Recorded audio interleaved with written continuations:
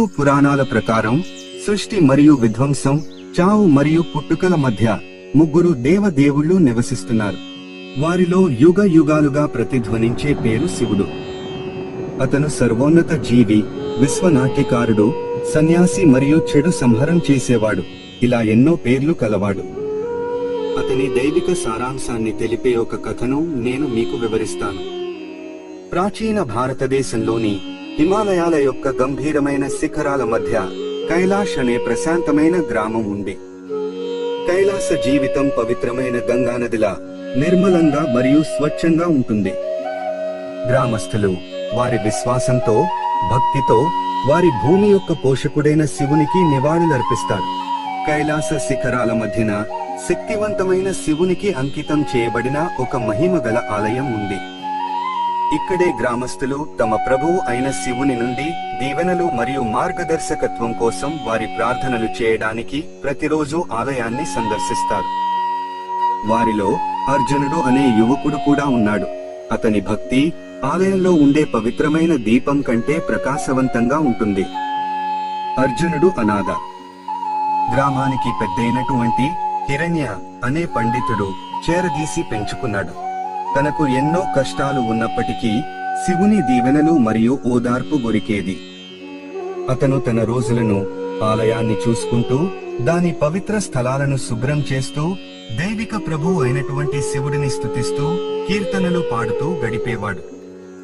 ఒక సాయంత్రం వేళ సూర్యుడు మంచుతో కప్పబడి ఉన్న శిఖరాల వెనుక నుంచి అస్తమిస్తున్న సమయంలో కైలాస గ్రామంపై ఒక పెద్ద చీకటి నీడ కనిపించింది. భూమి నుంచి ఉద్భవించబడిన ఒక దుష్ట రాక్షసుడు గ్రామంపైకి దిగి వినాశనం మరియు గందరగోళాన్ని సృష్టించాడు. కైలాసంపై రాక్షసుడు తన ఆగ్రహాన్ని చూపించడంతో గ్రామస్తులు భయంతో వణికిపోయారు. ఇళ్లు కూలిపోయాయి, పంటలు ఎండిపోయాయి. ఒకప్పుడు శక్తివంతమైన గ్రామం కన్నీరు మున్నీరుగా మారిపోయింది. పండితుడు హిరణ్య వణుకుతున్న చేతులతో విమోచన కోసం శివుడిని వేడుకున్నాడు. తన ప్రజల భద్రత కోసం ప్రార్థనలు చేశాడు. ఆలయ గర్భగుడి లోపల అర్జునుడు శివుని దివ్య విగ్రహం ముందు మోకరిల్లాడు. అతని గుండె ఆవేదనతో బరువెక్కిపోయింది. కన్నీళ్లతో అతను తన ఇంటిని, తన కుటుంబాన్ని మరియు తన విశ్వాసాన్ని రక్షించమని ప్రభువును వేడుకున్నాడు. ఆ క్షణంలో అతని యొక్క ఆత్మలో ఒక స్వరం ప్రతిధ్వనించింది. ధైర్యం, ధైర్యం అని ఒక స్వరం వినిపించింది. అది అతనిలో సరికొత్త బలాన్ని పెంచింది. అర్జునుడు పైకి లేచి నిలిచున్నాడు. అతని ఆత్మ కొత్త సంకల్పంతో నిండిపోయింది. ఉక్కు సంకల్పంతో అతను తన గ్రామాన్ని బెదిరించే భయంకరమైన రాక్షసుడిని ఎదుర్కోవడానికి ఆలయం నుండి బయటకు వచ్చాడు. అర్జునుడి విశ్వరూపం యొక్క శక్తిని గ్రహించిన రాక్షసుడు ఆవేశంతో గర్జించాడు.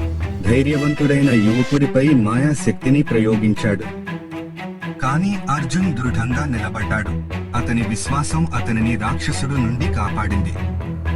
పెదవులపై ప్రార్థనతో, నాలుకపై శివనామం పెట్టుకుని, దైవంపై తనకున్న నమ్మకం మరియు విశ్వాసం తప్ప మరేమీ లేకుండా రాక్షసుడిని ఎదుర్కొన్నాడు. ఆ క్షణంలో స్వర్గంలో మంచి చెడుల మధ్య ఘర్షణ జరగడంతో మంచే విజయం సాధించింది. అర్జునుడు విజేతగా ప్రకటించబడ్డాడు. రాక్షసుడు ఎక్కడ నుండి వచ్చాడో అక్కడికి తిరిగి వెళ్లిపోయాడు. రాక్షసుడిని ఓడించినందుకు గ్రామస్తులు సంతోషించారు. వారి హృదయం అర్జునుడి పట్ల కృతజ్ఞతతో మరియు శివునిపై వారికి ఉన్న నమ్మకం మరియు విశ్వాసం మరింత పెరిగింది. ఆ రోజు నుండి అర్జున్ వీరుడిగా కీర్తించబడ్డాడు. అతని పేరు శివుడితో పేరుతో పాటు ప్రజలు భక్తితో స్మరించారు. ప్రశాంతమైన కైలాష్ గ్రామంపై సూర్యుడు మరోసారి ఉదయించగా పవిత్రమైన ఆలయాన్ని బంగారు రంగు కిరణాలతో నింపేసింది. అర్జునుడు శివుని దివ్య విగ్రహం ముందు మోకరిల్లి తనకు అందించిన బలానికి మరియు ధైర్యానికి కృతజ్ఞతలు తెలిపాడు. ఆ క్షణంలో శివుని యొక్క నిజమైన కృప దేవాలయాల గొప్పతనంలోనో లేదా ప్రార్థనల ఉత్సాహంలోనో లేదని, నమ్మిన వారి హృదయాలలో నివసించే విశ్వాసంలో ఉందని అతను గ్రహించాడు.